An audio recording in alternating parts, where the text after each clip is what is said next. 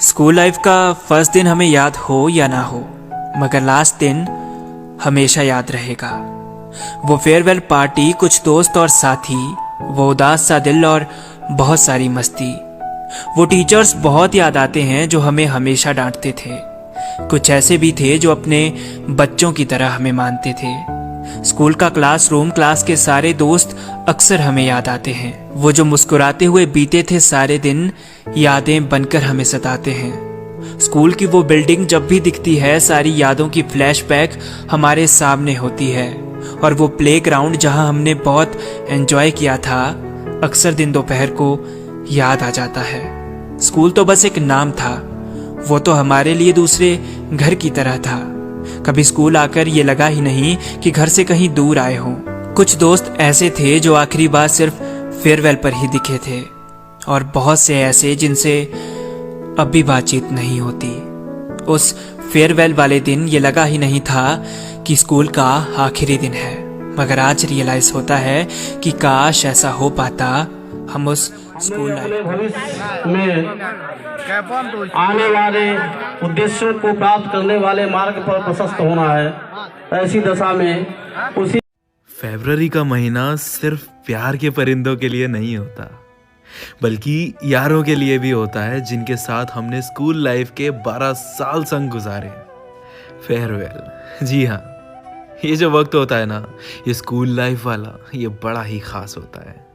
शायद इससे खास कुछ नहीं, लेकिन जब हमें ये एहसास होता है कि हम बड़े हो गए हैं और अब हमें इस हसीन जगह जहां हमने जिंदगी के 12 साल संग गुजार दिए, उसे अब अलविदा कहना है, तो सिर्फ स्टूडेंट्स नहीं बल्कि टीचर्स की भी आंखें नम हो जाती हैं। टीचर्स का होमवर्क ना करके लाने पे मार खाना भी याद आता है, और उनका पनिशमेंट देना भी याद आता है। क्लासेस बंक करके कैंटीन में जाके बैठना भी याद आता है, और पकड़े जाने पर खूब मार खाना भी याद आता है। पहले कांड करते थे, फिर पीटीएम में पेरेंट्स को ले जाने से भी डरते थे, और फिर वो क्रश जो हमेशा हमसे दूर दूर रहती थी, ज्यादा दूर नहीं, उस बगल वाले सेक्शन में। हाय, कैसे उसे देखने के बहाने ढूंढते थे। जिस दिन आती थी संग बाहर लाती थी, और जिस दिन नहीं आती थी ना, सूना सूना सा लगता था। दोस्तों के बैग से इंटरवेल से पहले लंच निकाल के खाना, टीचर्स पे भी क्रश हो जाना, बड़ा ही खूबसूरत वक्त था। आज फेयरवेल पे ये सब लम्हे याद आएंगे और खूब गले लगकर रोएंगे एक दूसरे से। याद आएगी ये जगह, ये लोग और ये वक्त भी।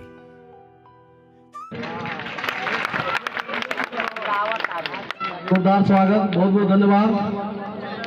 अगली कड़ी में अभी अभी हमारे बीच सुनहरे स्पीच को आपके सामने रखने वाले श्री रामलाल गुप्ता जी आमंत्रित हैं। वो अपने यार, वो 10th वाली फेयरवेल जब हुई थी, उस वक्त हमने सोचा भी नहीं था कि लाइफ इतनी चेंज होने वाली है। मालूम था कि अब स्कूल चेंज होगा, क्लासेस चेंज होगी, स्ट्रीम्स चेंज होगी, पर यह मालूम नहीं था कि दोस्त भी चेंज हो जाएंगे। कुछ की मजबूरी थी जो स्कूल छोड़कर गए, और कुछ ने स्ट्रीम चेंज कर ली तो दूर हो गए। हाँ, वैसे फेयरवेल पर प्रॉमिसेस हमने भी किए थे, हमेशा कांटेक्ट में रहने के, दोस्ती कभी ना तोड़ने के, पर वो प्रॉमिसेस वैसे के वैसे रह गए। याद है उस फेयरवेल का दिन, हम एक्साइटेड भी थे और एक दुख सा भी था। खुशी थी नई क्लासेस में जाने की, और गम सा था पुराने दोस्तों से, उन स्कूल वाले टीचर से अब दोबारा ना मिल पाने का। वो 10th तक के सारे मोमेंट्स दिमाग में घूम रहे थे। कुछ की आंखों में आंसू थे तो कुछ के दिल में खुशी कि स्कूल से पीछा छूटा। But we all know that हम सब उस खुशियों वाले फेस को, उस स्कूल वाली ड्रेस को, मस्ती वाली रिसेस और हर उस दोस्ती के पल को बहुत मिस कर रहे हैं। क्या तुम भी कर रहे हो मिस? तो ये वीडियो अपने स्कूल वाले दोस्तों के साथ जरूर शेयर करना। इन्होंने अपना बहुमूल्य समय देते हुए यह पुरस्कार और ये इनाम ही नहीं बल्कि बहुत बड़ा आशीर्वाद है, बहुत बड़ी उपलब्धि है उन लोगों की।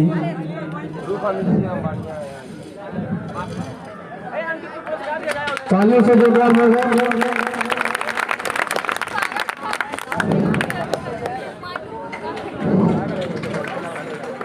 तालियों से जोरदार स्वागत। बहुत बहुत धन्यवाद। कार्यक्रम को आगे बढ़ाते हुए अभी हमारा कार्यक्रम समाप्त श्री यंत्री प्रसाद विश्वकर्मा जी को ड्यूल सम्मान के रूप में प्रतीक चिन्ह प्राप्त होना है, इसलिए आप श्री विश्वकर्मा जी अपने इस पुरस्कार को प्राप्त करें।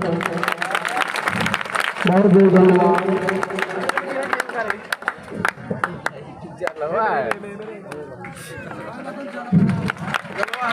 जोरदार ताली।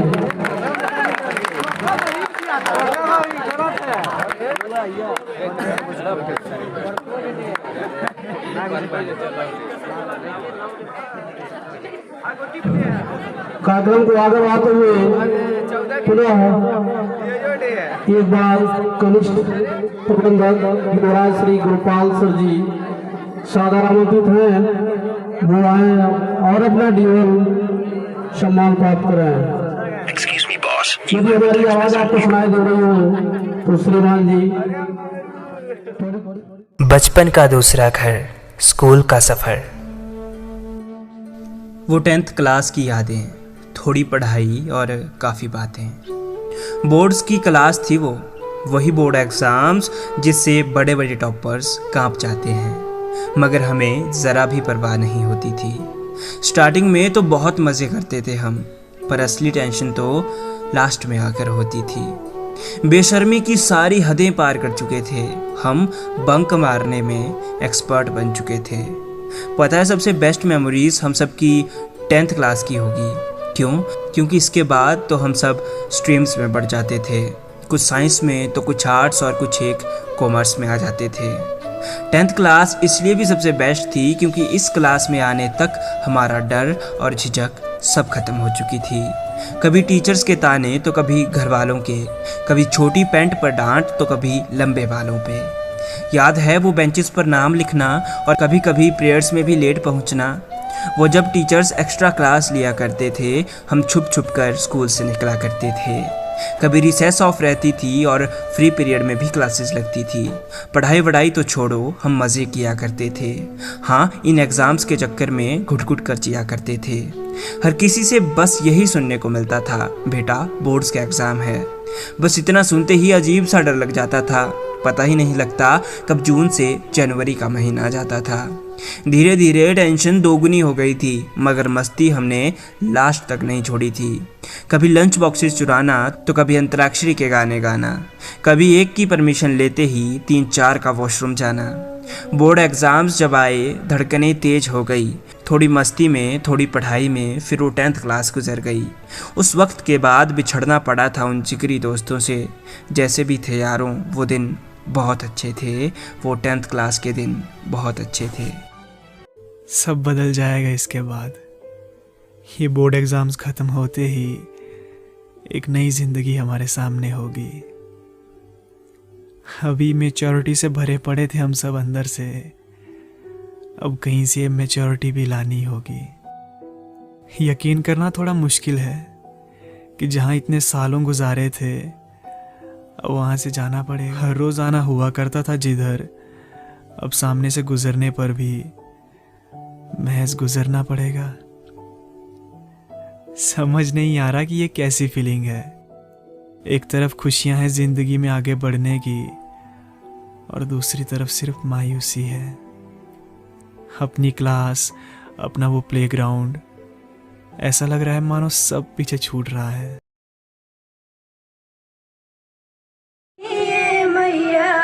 शारदा भवानी बीड़ा के बजैया, सतुर सुर के रसैया, हंस पे सवार होके आजा मोरी मैया, जिकरा पे माई राउर कृपा हो जाला, गुणी और ज्ञानवानी जग में बुझाला, स्वर में जिकरा समाजल माई, सुर सरगम के ज्ञान।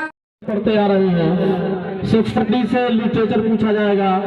जो सारे प्रश्न आप तैयार किए हैं पढ़ करके, जितने भी लिटरेचर में चैप्टर आए हुए हैं उस चैप्टर्स की फुल स्टोरी आपको पढ़ करके दिमाग में रखना है और उससे पूछे गए प्रश्नों का जवाब सटीक तरीके से देना है। आपको नंबर एग्जामिनर अवश्य देगा, इसका आपको ध्यान रखना है।